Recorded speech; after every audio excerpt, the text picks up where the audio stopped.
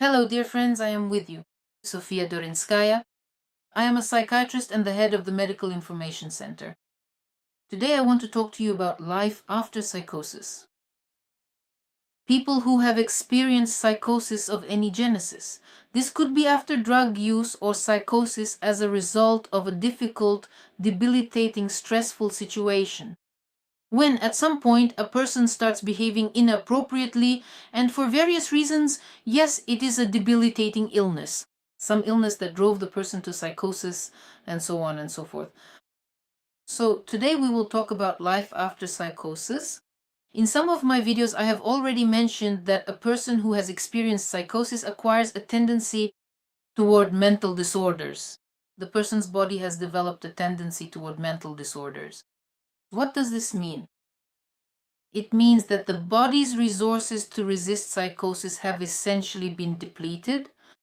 In other words, to put it differently, a state of mental decompensation has set in.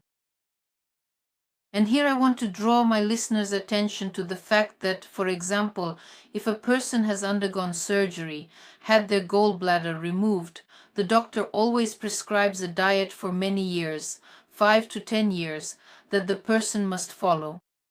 If a person knows they have gastritis, they also have certain dietary restrictions, certain limitations in their work, and so on.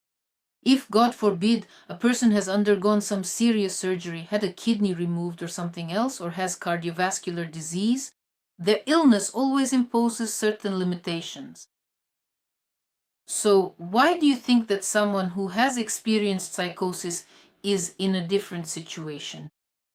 Let me reveal a truth to you.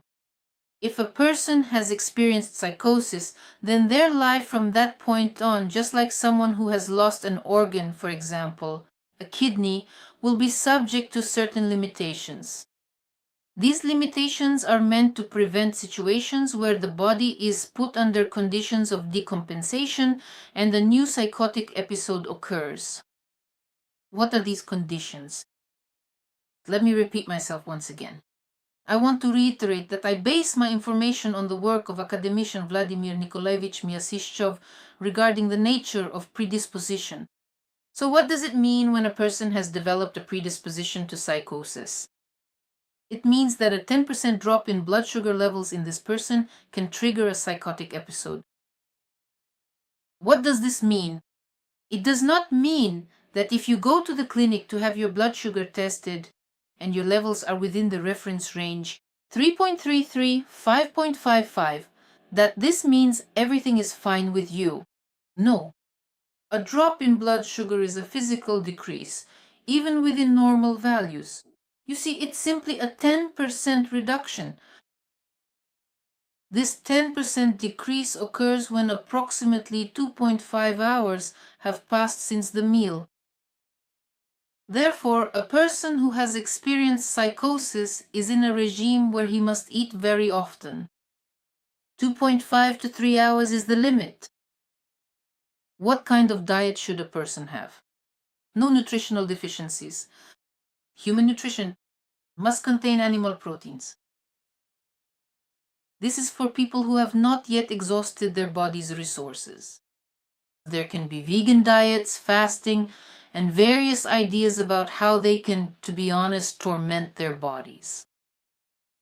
For a person who has experienced psychosis, all these games should be left behind if you want to keep your head on your shoulders and not end up in a psychiatric hospital.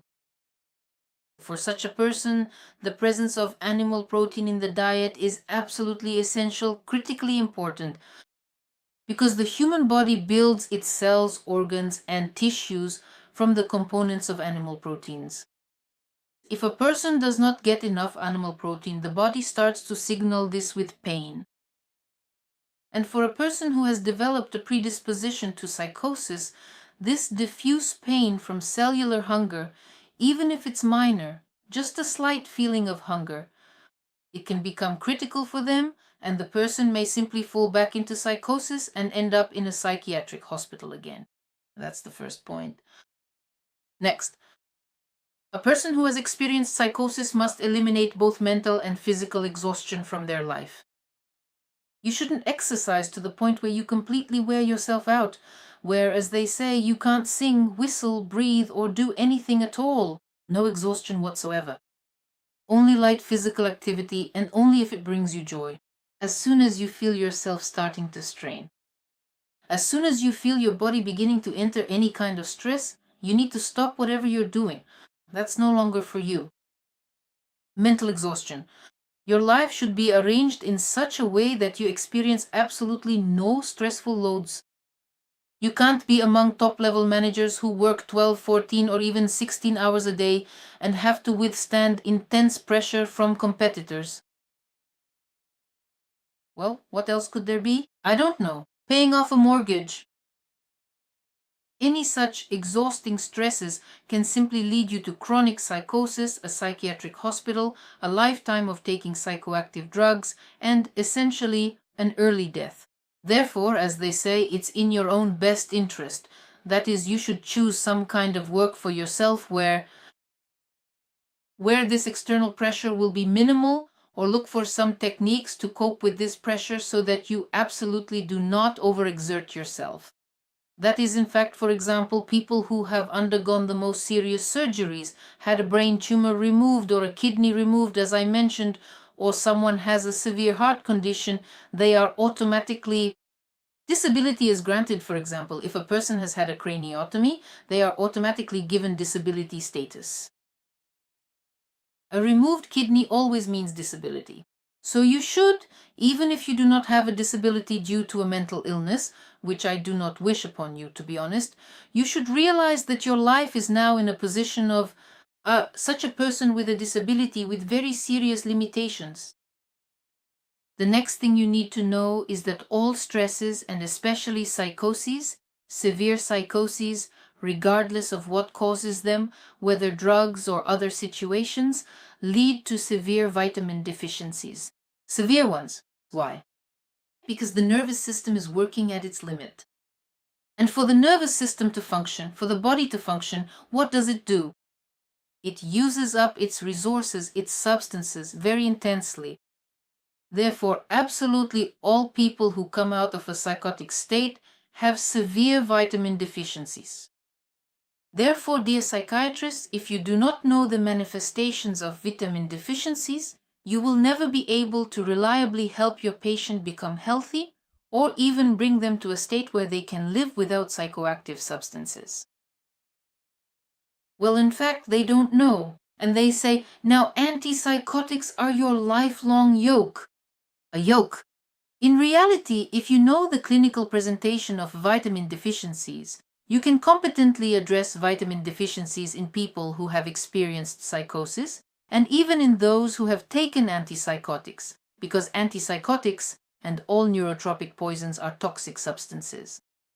The body recognizes them as toxic substances, and the body eliminates these toxic substances by using up vitamins and minerals. Therefore, when a person stops taking them, what is the body left with?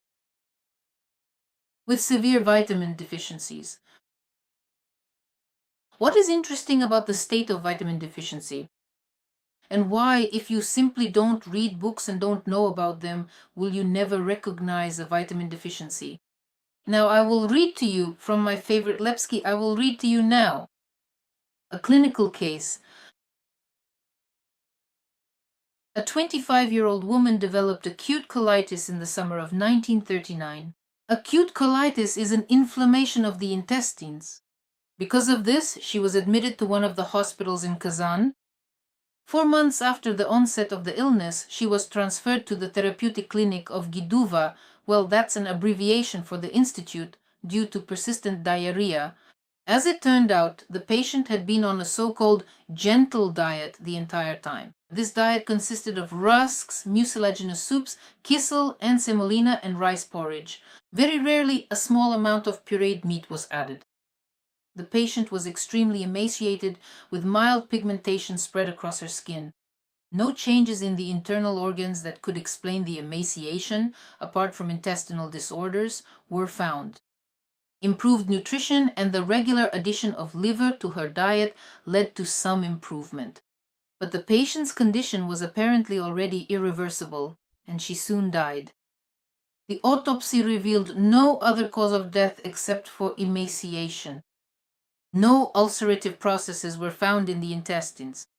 Only significant regeneration of the epithelium was noted. The pathologist confirmed the diagnosis of pellagra avitaminosis. What does this mean? This means, what conclusion should we draw from this? It means that when you look at a patient with avitaminosis and start running them through physical examination methods, you will never find anything. You need to know the clinical presentation of avitaminosis in order to be able to recognize and treat it. Therefore, dear colleagues, if you have experienced psychosis of any etiology, you feel unwell and you go from doctor to doctor, but they can't find anything. This does not mean that you feel unwell because the Lord is unmerciful. This does not mean that you are unwell because the illness is sent as God's punishment. It means that there is a pathology which the doctor must know and be able to recognize by its signs. And this pathology, this deadly pathology, may not have any obvious physical manifestations. I want to say the same thing to my colleagues. If you see a patient who feels unwell, who comes to you with complaints, and you send them to every specialist you can remember or have forgotten about, then they come back and everything is clear, that does not mean this patient is crazy. It means that there are pathologies you don't know about. And of course, it would be better if we knew all of this, because otherwise we just turn into medieval healers who believe that diseases are sent by God. He does not send them. There is simply something we don't know or have forgotten. This was Sofya Dorinskaya with you. All the best. Goodbye.